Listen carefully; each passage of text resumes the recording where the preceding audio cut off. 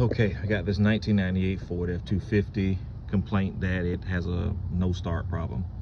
I was told when I went into the office that this piece of insulation was moved back and the cable was wiggled and then it would start up. Well, what I discovered, I don't think the problem is in here. When I took the battery cable off, what I noticed was a little bit of corrosion on the terminal right there, but I had already cleaned this off once before.